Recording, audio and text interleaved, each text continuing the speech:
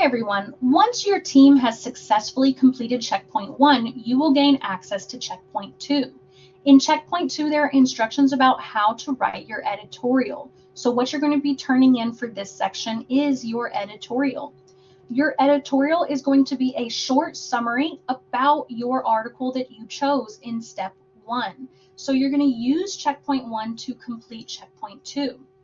Editorials are exciting and informative, so you need to tell me about the scientific discovery in an excited, informative way. You can also add your own opinion in moderation. So you don't want too much of your own opinion, but an editorial is a great way to share your own experiences, relate to the article, okay? What I want you to do is use the worksheet you filled out in checkpoint 1. So go back to your grade book, find your checkpoint 1 that you made an A on, and basically copy paste those sentences that you gave me. If you gave me a sentence about who wrote the research, that could be your introductory sentence.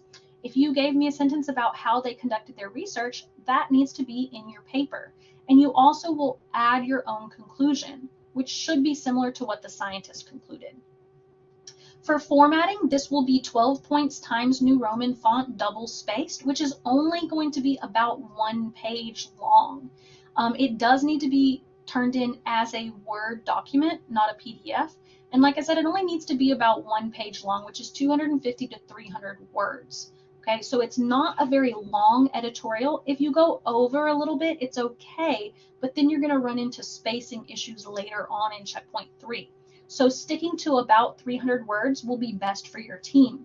Under 250, and you will start to incur penalties for being not thorough enough.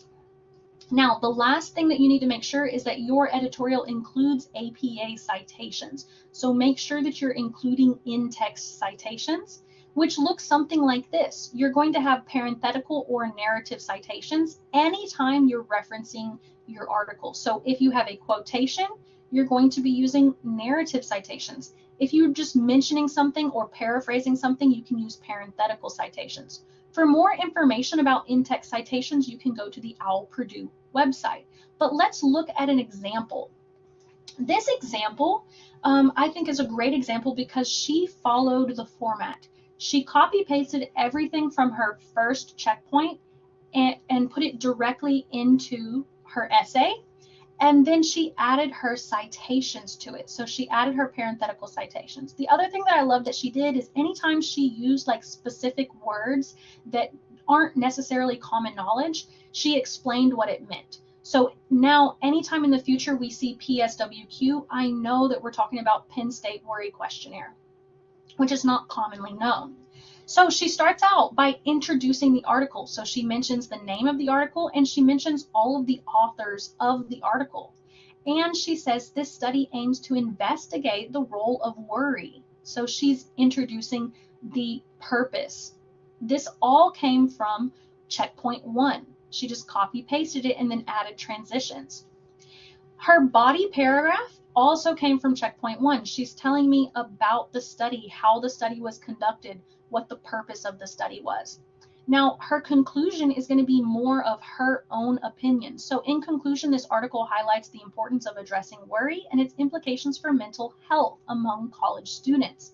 The study sheds light on previously understudied areas, and she also adds her own opinion. In my opinion, acknowledging these findings is vital for creating a more inclusive and supporting educational environment that caters to the diverse needs of all students. So she's adding her own opinion. It's only about 1 page long and it's short and sweet. This is an easily understood article that explains the very complicated primary research article that you chose in checkpoint 1. So that's all you need to do is use checkpoint 1 to make a summary or an editorial about it. So you're informing the public. Once you have it written, it needs to be downloaded as a Word document and uploaded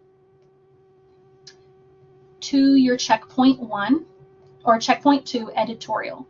So all it is asking you to upload as an attachment. Okay, it needs to be uploaded as an attachment. Or you can copy paste your editorial, but make sure to double check for formatting because it does have to be 12-point Times New Roman font.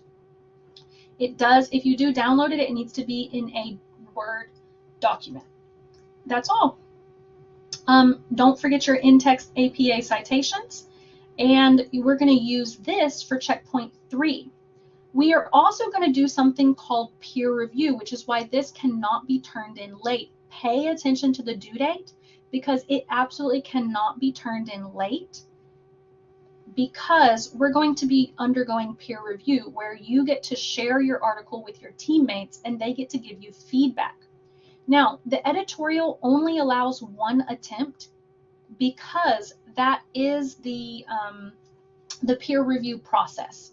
So you're going to get a grade just for turning this in, but you're also going to get a grade from your peers evaluating you.